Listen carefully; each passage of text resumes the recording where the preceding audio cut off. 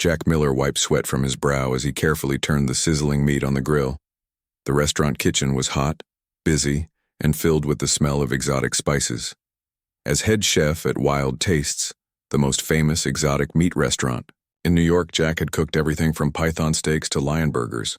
Nothing scared him when it came to food. "Chef, there are some people here to see you," said Peter, his assistant, looking nervous. "They say they're from the government." Jack frowned. He followed all the regulations for importing exotic meats. His paperwork was always perfect. Still, he wiped his hands on his apron and nodded. "Tell them I'll be out in 5 minutes." The 5 minutes turned into 10 as Jack finished preparing a special alligator tail dish for an important food critic. When he finally stepped out of the kitchen, he found 3 serious-looking people in dark suits waiting in his office. "Mr. Miller," said the woman in the middle, standing up and offering her hand. "I'm Nancy Wright, United Earth Government. These are my colleagues, Frank Lopez and Rita Bell." Jack shook their hands, confused. "Is there a problem with my import licenses?" Nancy smiled. "No problem at all. We're here to recruit you." 2 hours and several cups of coffee later, Jack sat back in his chair, trying to process what they had told him. Humans had made first contact with aliens 6 months ago. The Galactic Confederation, a group of 18 intelligent species, had been watching Earth for decades. Now they had invited humanity to join them, starting with participation in something called the Intergalactic Hunting Championships. "Let me get this straight," Jack said, rubbing his temples. "You want me to join a hunting team to compete against aliens?" "Not just any hunting team," Frank explained. "The first human team ever to compete. The president himself authorized this mission." "But I'm a chef, not a hunter," Jack protested. "You're the best exotic meat chef in the country," Rita countered. "You know how to handle dangerous animals after they're caught. You understand their anatomy, their meat, their behavior, and your military background before culinary school gives you skills the others on the team will need." Jack thought about the 4 years he had spent in the army before finding his true calling in the kitchen. He hadn't held a rifle in over a decade. "Who else is on this team?" he asked. Nancy pulled out a tablet and showed him 3 profiles. Susan Porter, raised in the Louisiana bayous, expert in tracking and trapping dangerous animals. Alan Grant, xenobiologist specializing in predator species. And Olivia Martinez, tactical specialist with military experience. Jack looked at their faces, feeling something like excitement building inside him. "And what exactly are we hunting?" The 3 government agents exchanged glances. Nancy touched her tablet, and a holographic image appeared above Jack's desk. It showed a massive reptilian creature with armored scales, powerful jaws, and 6 muscular legs. It looked like someone had combined an alligator with a dinosaur and made it even more dangerous. "The locals call it a crackslore," Nancy explained. "No species has successfully hunted one in over 5,000 years. The Galactic Confederation calls it the Un-Huntable beast." Jack stared at the creature, a slow smile spreading across his face. He started to laugh. "What's so funny?" Frank asked, looking confused. "That's basically a space alligator," Jack said, wiping tears from his eyes. "I cook those for breakfast." 1 week later, Jack found himself aboard the UES Discovery, humanity's first faster-than-light vessel, approaching the massive space station that served as the headquarters for the Galactic Confederation. He stood, with his new teammates on the observation deck, watching as the enormous structure grew larger in the view screen. "I still can't believe we're doing this," Susan said, her Louisiana accent strong when she was nervous. She was a tall woman with sun-weathered skin and eyes that missed nothing. "First humans to meet a bunch of aliens, and we're going hunting." "Not just hunting," Alan corrected. The xenobiologist hadn't stopped taking notes since they left Earth. "We're representing our entire species in a cultural exchange disguised as a competition." Olivia, the most serious of the group, kept checking their equipment. "Remember the mission. We need to show strength without appearing threatening. The diplomatic team says these aliens still aren't sure if humans are predators or prey. After they see what we do to their unhuntable beast, they won't have any doubts," Jack said confidently. The docking procedure took almost an hour. When the airlock finally opened, Jack and his team stepped onto the station.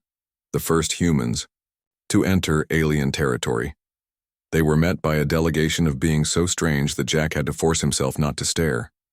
The leader stepped forward, a tall, thin creature with 4 arms and blue-gray skin. It wore what looked like ceremonial armor decorated with trophies from various hunts. "Welcome, humans of Earth," it said, its voice coming through the translator devices they all wore. "I am Ambassador Zixtar of the Vrexian Dominion, current chair of the Confederation Council. We are most curious about your species." The humans introduced themselves one by one. When they finished, Zixtar tilted its head, looking disappointed. "You are smaller than expected," the ambassador said. "The qualification tests suggested your species possessed remarkable hunting abilities." Jack exchanged glances with his teammates. The qualification tests had been a series of puzzles and simulations that the government's best minds had solved. Nobody had mentioned actual hunting. "We managed just fine," Jack said with a smile. "Don't judge by appearances." Zixtar made a gesture that the translators didn't catch. "Come. The other competitors await. The hunt begins in 3 cycles." As they followed the alien delegation, they passed members of other species. Some looked almost like giant insects, others like reptiles or mammals with strange adjustments. All of them stopped to stare at the humans. "They're sizing us up," Olivia whispered, "and they don't seem impressed." In a massive hall filled with representatives from all 18 species, the rules of the competition were explained. Each team would be transported to Nexus 9, a reserve planet where the Craxlers lived. They would have 5 days to capture one alive. No kills allowed. The winners would bring honor to their species and win major concessions in trade agreements. When images of the Craxlers appeared on the giant screens around the hall, gasps and murmurs spread through the alien crowd. Jack and his team shared knowing looks. "That's supposed to be Un-Huntable?" Susan whispered. "I caught bigger gators when I was 12. Ambassador Zixtar approached their group after the briefing. "Many teams will not return from this challenge. There is no shame in withdrawing. Now?" Jack smiled and extended his hand in friendship. "We appreciate the concern, Ambassador, but where we come from, that beast isn't a nightmare. It's breakfast." Ambassador Zixtar stared at Jack for a long moment, trying to decide if the human was joking. The translator must have made an error. No species referred to the mighty Craxlor as breakfast. "You misunderstand the danger," Zixtar said finally. "The Craxlor has killed hunters from every species in the Confederation. Its hide can resist energy weapons. Its jaws can crush metal. Its senses can detect you from great distances." Jack nodded politely. "Sounds like a challenge. But where we come from, we have similar creatures." He pulled out his personal tablet and showed the ambassador images of earth alligators and crocodiles. Zixtar's 4 eyes widened as it swiped through pictures of humans wrestling with the reptiles, farming them, and cooking their meat. "These are smaller than Craxlers," the ambassador admitted, "but the resemblance is striking. Your species hunts these creatures for food?" "For thousands of years," Susan added, stepping closer. "I grew up catching them in the swamps where I lived." The news spread quickly through the station. Soon the human team found themselves surrounded by curious aliens from different species. Some looked like giant insects with complex eye patterns. Others resembled cats or wolves walking on 2 legs. A few seemed more like walking plants or floating jellyfish. All wanted to see the Earth images of alligator hunting. The next morning, Jack and his team met in their assigned quarters to plan their approach. The room was designed for non-humans, with strange furniture and unusual lighting, but they had managed to make it work. "We need to understand exactly what we're dealing with," Olivia said, displaying the information they had gathered about the Craxlers. "They're bigger than Earth alligators, about twice the size. 6 legs instead of 4, similar hunting patterns, ambush predators that live in swampy environments." Alan adjusted his glasses as he studied the biological data. "Their brain structure suggests they're not much smarter than Earth reptiles. They're cold-blooded, or whatever the alien equivalent is. They likely have similar weaknesses." Susan was examining the tools they were allowed to bring. The rules say we can use any non-lethal equipment. I've been looking at what the other teams are bringing. Energy nets, sonic stunners, hovering platforms. And what are you thinking? Jack asked, recognizing the look on her face. Susan grinned. Rope, metal traps, and bait, just like back home. Those fancy gadgets will probably scare the creatures or make them angry. We need to work with their natural behaviors. Later that day, they presented their requisition list to the competition officials. A tall, tentacled alien named Coordinator Narration reviewed their requests with increasing confusion. "This is all you want?" Narration asked. "No defense shields, no sonic weapons, no paralysis gas?" "This is all we need," Jack confirmed. "Plus some local meat to use as bait." Word of the humans' strange approach spread throughout the station. Other competitors came to observe them, some openly laughing at what they considered primitive methods. A team of mantis-like aliens from the Zorpian hive recorded their preparations, apparently finding them amusing. "They think we're going to die," Olivia whispered to Jack as they packed their equipment. "Let them think that," Jack replied. "Better to be underestimated." The night before departure to Nexus 9, all teams gathered for a formal dinner. Ambassador Zixtar announced that 17 teams would compete, representing all Confederation species plus the humans from Earth. As the meal progressed, a tall, muscular alien with red scales and sharp teeth approached the human table. The Yakas translator identified him as Captain Drex of the Carnivore Empire, champions of the last 3 hunting competitions. "Soft skins," Drex greeted them, his sharp teeth gleaming. "I am curious why you waste your lives on this hunt. Perhaps on your world you are apex predators, but in the galaxy, you are barely more than prey." Jack stood looking up at the much taller alien. "Where I come from, Captain, we judge hunters by their success, not their appearance." Drex leaned down, sniffing at Jack. "You smell of fear and spices, little chef. When you face the Craxlore, it will smell only the fear." As Drex walked away, Ambassador Zixtar approached their table. "I must apologize for Captain Drex. His species values physical strength above all else." "No offense taken," Jack said. "But I am curious about something, Ambassador. What happens to the Craxlores after they're captured?" "They are released back into the wild," Zixtar explained. "The honor comes from capturing such a dangerous creature alive." Jack exchanged looks with his teammates. "And would it break any rules if we prepared a meal from one of these creatures?" "After the competition, of course." Zixtar's translator struggled to convey the ambassador's shock. "You wish to eat a Craxlore?"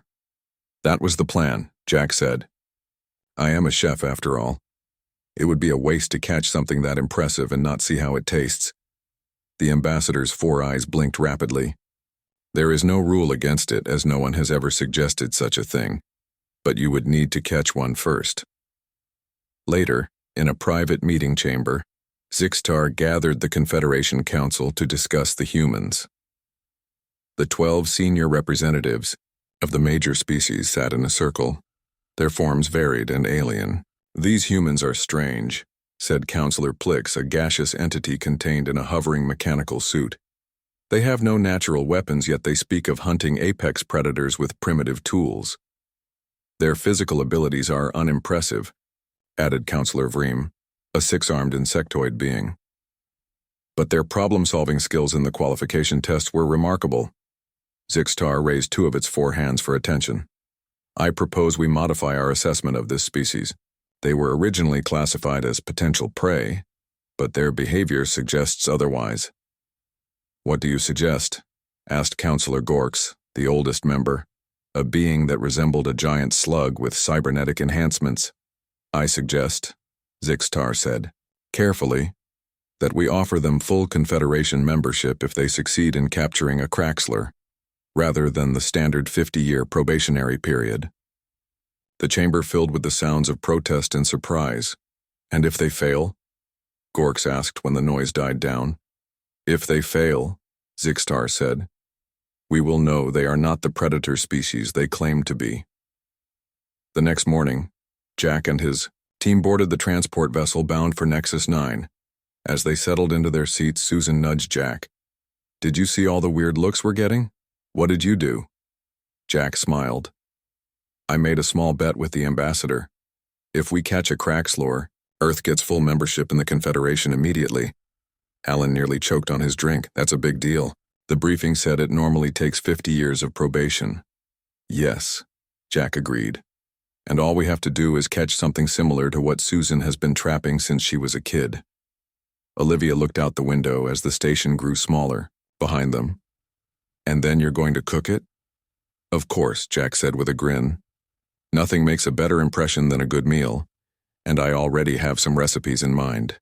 The transport ship landed on Nexus 9 with a soft hiss. Jack looked out the window at the alien landscape. The sky had a greenish tint, and 3 small moons were visible even in daylight. But the terrain looked familiar enough. Swampy wetlands, stretching for miles with occasional islands of higher ground, dotted with strange twisted trees. Reminds me of home, Susan said, shouldering her pack as they prepared to exit. Except for the purple plants and extra moons. The competition officials had set up a base camp on a large dry area. Each team was assigned a section of the swamp for their hunt. The human team was given the sector furthest from the base camp, which Olivia immediately recognized as a slight. They put us where our screams won't bother the others, she muttered, as they checked their equipment one last time. Alan shrugged. Or maybe they put us where the other teams won't see how we do it. They watched as the other teams prepared. Most wore powered armor suits with built-in weapons. The carnivore team, led by Captain Drex, carried elaborate energy spears and hover platforms to stay above the swamp water. The mantis-like Zorpians had sonic devices that made Jack's teeth hurt even from a distance. By contrast, the human team wore simple waterproof clothing, carried backpacks with their supplies, and had only basic tools: ropes, traps, and bait. Several alien teams pointed at them and made sounds that the translators identified as laughter. Coordinator Enriquil floated to the center of the camp, its tentacles waving for attention. The hunt begins now and will last for 5 days. The first team to capture a Craxlor alive will be declared the winner. Emergency beacons are provided to each team. Good hunting. Jack led his team into their assigned sector, wading through waist-deep water in some places. Susan took point, her eyes scanning the environment for signs of the creatures. By midday, they had reached a promising area, a deeper channel that showed signs of large animals moving through it. This is their highway, Susan explained, pointing to marks on the vegetation. See how these plants are crushed? Something big moves through here regularly. Alan took samples of the water and mud, analyzing them with a small device. High concentration of organic waste. If they're like earth reptiles, this is probably a feeding ground. They spent the rest of the day setting up camp on a small island and preparing their traps. Jack mixed the bait, a smelly combination of local fish-like creatures that had died in their transport, enhanced with special scent compounds that Susan assured them would attract reptilian predators. Smells terrible, Olivia complained, holding her nose. That's the idea, Susan said with a grin. The worse it smells to us, the better it smells to them. As night fell, strange sounds echoed across the swamp. Distant roars and splashes suggested the Craxlors were active. Jack took the first watch while the others rested. Around midnight, their CampCom unit crackled to life with an emergency signal. A team of feline-looking aliens had encountered a Craxlor and lost 2 members before activating their emergency beacon. The survivors were being evacuated. First casualties, Olivia noted grimly when Jack woke her for her watch. Won't be the last. By morning, they had received news of 2 more teams withdrawing after injuries. No one had even come close to capturing a Craxlor. On the second day, they began setting their traps in earnest. Susan designed a system of ropes and snares around their bait stations. The traps weren't meant to catch a Craxlor immediately, but to help them understand the creature's patterns. Patience is key, she explained. We need to know when they feed, how they approach bait, and how many we're dealing with before we try for a capture. That night, they got their first look at a Craxlor. It approached one of their bait stations, triggering a small camera they had hidden. The creature was massive, nearly 20 feet long, with 6 muscular legs and armored scales that shimmered in the moonlight. Its head was larger than Jack's entire body, with jaws that could easily crush bone. "Beautiful," Susan whispered as they watched the footage. "Moves just like a big gator." The Craxlor sniffed at their bait, then consumed it in a single gulp before sliding back into the deeper water. "Did you see how it approached?" Susan asked excitedly. "From downwind, testing the air. It's cautious but hungry. We can work with that." By the third day, half the teams had withdrawn from the competition due to injuries or equipment failure. The carnivore team led by Drex was still hunting, as were the Zorpians and 3 other teams. No one had succeeded in capturing a Craxlor. That afternoon, they heard a tremendous commotion from an adjacent sector. Through their binoculars, they saw Drex and his team attacking a Craxlor directly. The massive alien was standing on his hover platform, firing energy nets at the creature while his team members tried to surround it. The Craxlor fought back with incredible fury. It smashed 2 hover platforms with its tail, sending team members crashing into the swamp. When Drex jumped onto its back, attempting to secure a restraint around its jaws, the creature rolled violently, disappearing under the water with the carnivore captain. Minutes later, Drex surfaced alone, bleeding from multiple wounds.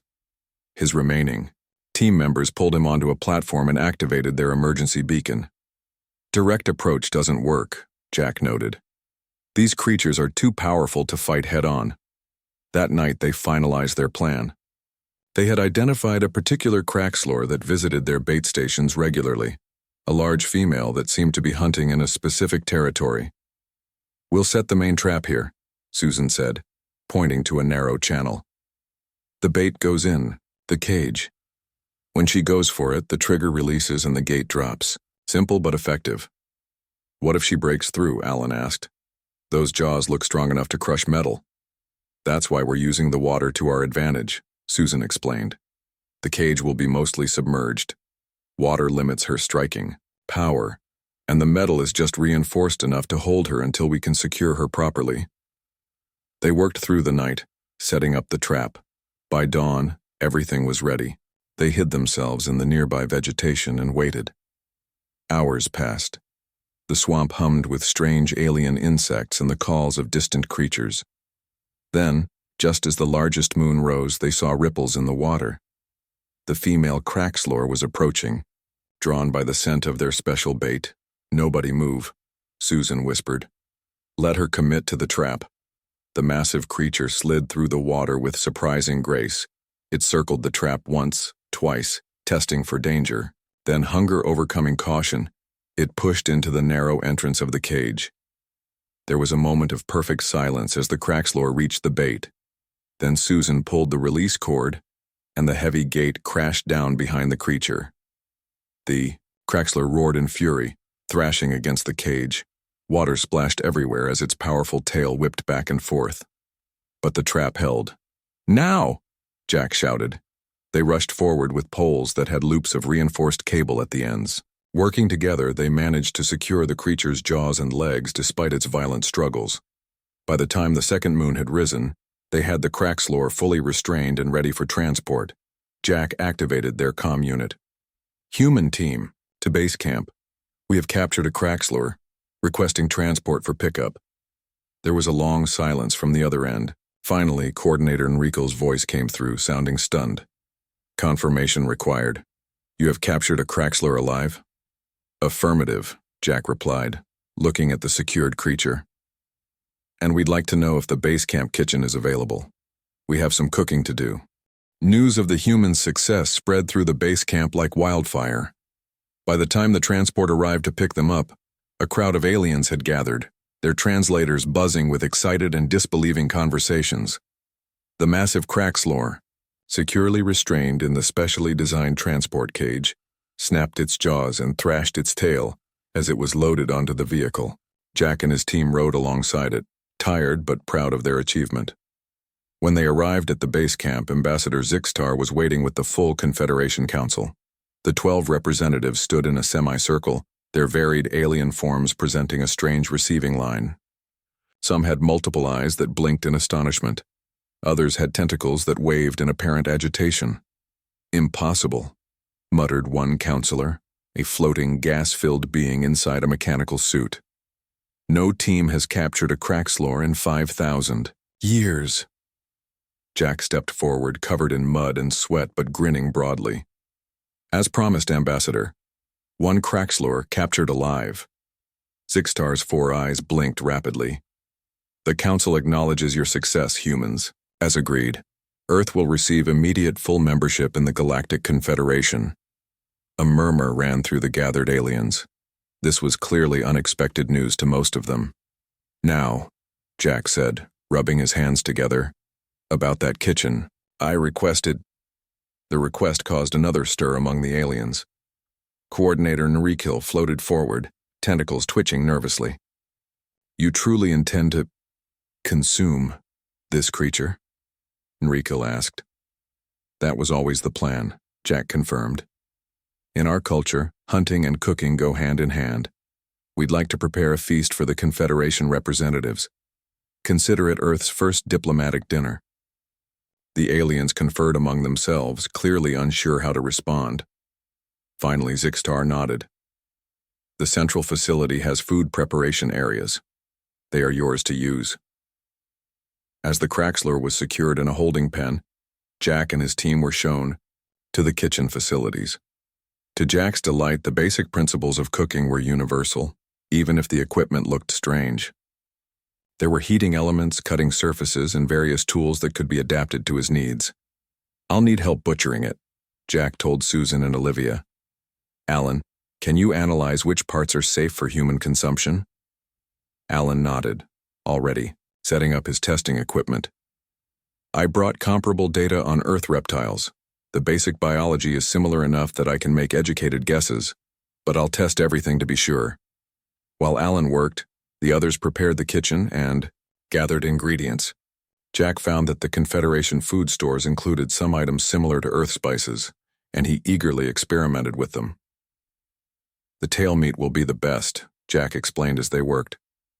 Just like alligator. We'll marinate it to tenderize, then grill some and fry some. The ribs might be good for a slow-cooked dish. Word spread throughout the station that the humans were preparing to eat a Craxlor. Soon, a steady stream of curious aliens found reasons to pass by the kitchen, watching, in fascination as Jack and his team worked. Captain Drex, his wounds bandaged, was among the visitors. The carnivore warrior stood in the doorway, his red scales glinting under the lights. You captured the beast, he stated, his translator conveying grudging respect. Now you dishonor it by making it food? Jack looked up from his preparations. Where I come from, becoming a good meal is the highest honor for a hunted animal. Nothing is wasted. Nothing is disrespected. Drex considered this, his reptilian features hard to read. My people eat what we kill, but never a Craxlor. Join us for dinner, Jack invited. Try it yourself. The carnivore captain seemed surprised by the offer. After a moment, he gave a curt nod. I will come. A warrior should know his breakfast. By evening, the preparations were complete. Jack had prepared a variety of dishes using different parts of the Craxlor. The meat had proved surprisingly versatile, much like alligator but with a distinct flavor that Jack found exciting. The dining hall was filled with representatives from all Confederation species. Some came out of diplomatic necessity, others out of pure curiosity. None had ever considered eating a Craxlor before. Jack, cleaned up and wearing his chef's jacket that he had insisted on bringing from Earth, stood before the assembled aliens. Distinguished representatives of the Galactic Confederation, he began, today marks Earth's first diplomatic dinner as full members. We are honored to share with you a traditional meal from our planet, adapted to use local ingredients. The main course is Craxlor, prepared in various styles from my home region on Earth. He gestured to the serving table where the dishes were displayed. Grilled Craxlor tail steaks, crispy fried Craxlor bites with spicy sauce, slow-cooked Craxlor, ribs with sweet glaze, and a rich stew made from the tougher parts. In our culture, Jack continued, sharing food builds bonds between people. We invite you to try these dishes and learn a little about humanity in the process. There was a moment of hesitation. Then Ambassador Zixtar stepped forward, taking a small piece of the grilled tail meat. The ambassador placed it in its mouth, the four eyes widening in surprise. "It is quite good," Zixtar announced, sounding genuinely shocked. That broke the ice. Soon, aliens of various species were trying the different dishes, their reactions ranging from delight to cautious appreciation. Even Captain Drex grudgingly admitted that the Kraxler ribs were worthy of a warrior's feast. As the dinner progressed, Jack found himself approached by Counselor Gorks, the oldest member of the Confederation Council. The slug-like alien moved slowly on its hover platform, cybernetic implants glinting in the light.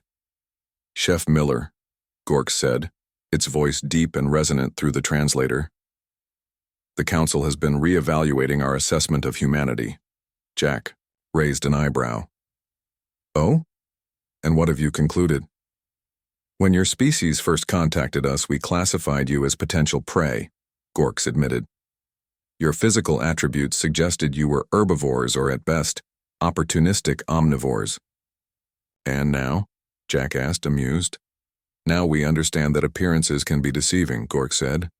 "Any species that hunts Kraxlers for breakfast must be respected as apex predators, regardless of their physical form." Jack laughed.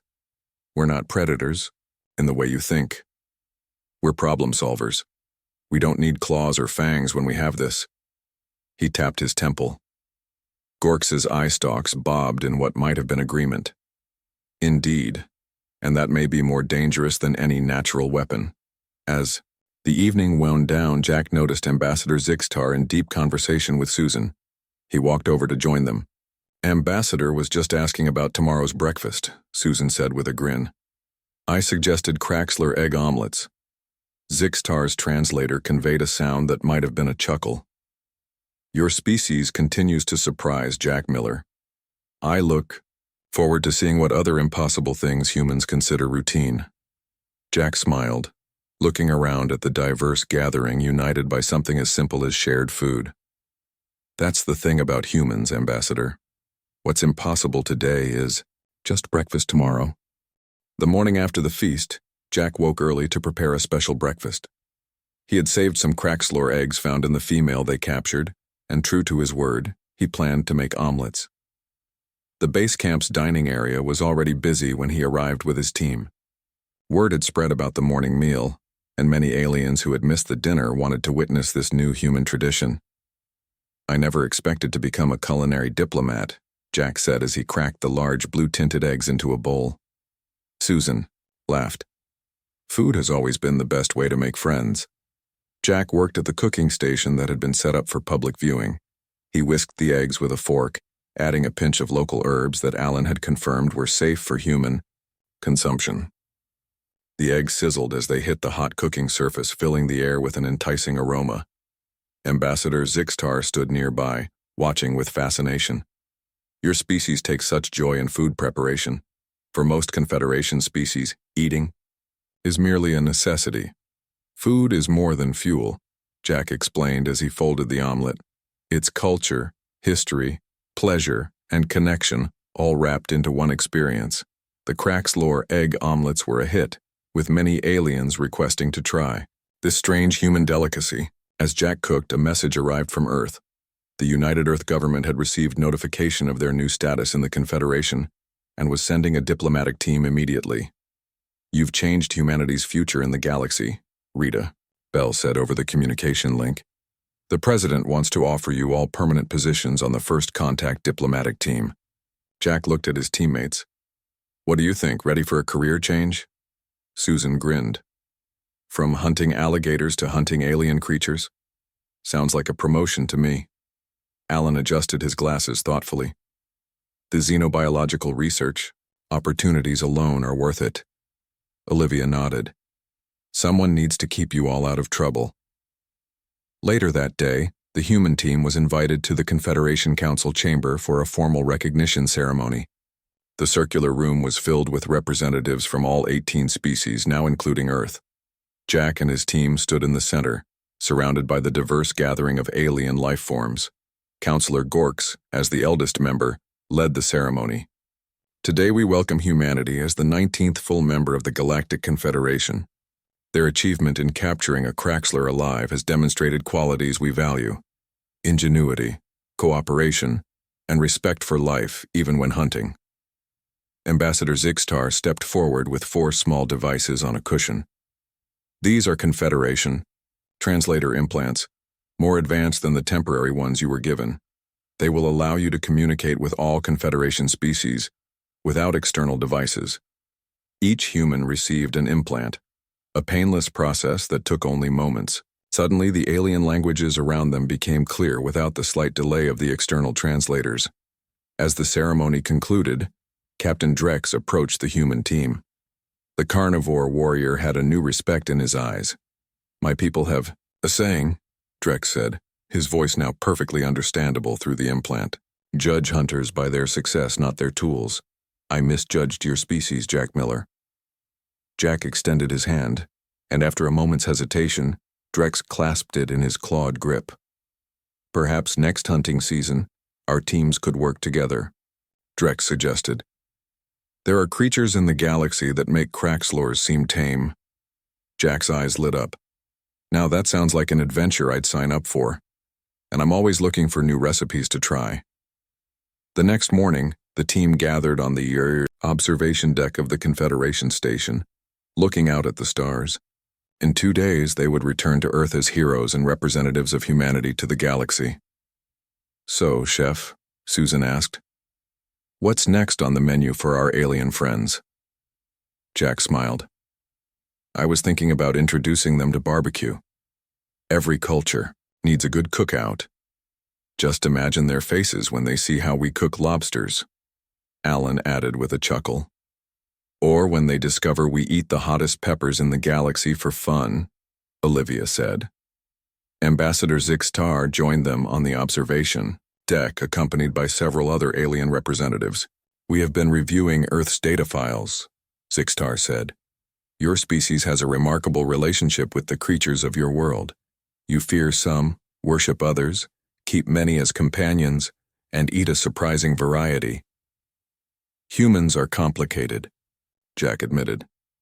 "We can see a tiger as both beautiful and dangerous, as something to protect and something to respect for its power." "The Confederation has much to learn from Earth," Zixtar said. "And I believe Earth has much to learn from us as well. That's why exploration matters," Jack replied. "Every new encounter teaches us something about ourselves."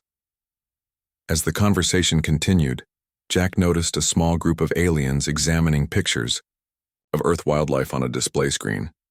They were pointing at images of bears, sharks, and venomous snakes with expressions that his new implant translated as alarm. "Are all Earth creatures so dangerous?" one alien asked when it noticed Jack watching. Jack laughed. "Many are. We've learned to live alongside predators, and sometimes that means learning to hunt them when necessary." "And eat them?" another alien inquired. "When appropriate, yes," Jack confirmed. "Every creature has its place in our understanding of the world. Sometimes that place is on a plate with a side of vegetables." The aliens chittered among themselves, their translators conveying a mixture of horror and admiration. Later, as Jack packed his belongings for the return journey, he found a small package outside his quarters. Inside was a beautifully crafted knife made from what appeared to be a Craxler tooth. A note from Captain Drex explained that it was a traditional carnivore gift for a worthy hunting companion. Jack showed the knife to his team as they gathered for their final meal on the station. "Looks like we've made quite an impression," Susan said. "We've done more than that," Olivia pointed out. "We've changed how an entire galaxy views humanity." Alan raised his glass. "To the strangest hunting trip in human history." "And to many more to come," Jack added, lifting his own glass. "After all, there's a whole galaxy of new flavors out there waiting to be discovered." They touched glasses as Ambassador Zixtar watched from across the room. The ambassador's 4 eyes blinked thoughtfully as it recorded a private note. "Recategorize humans immediately.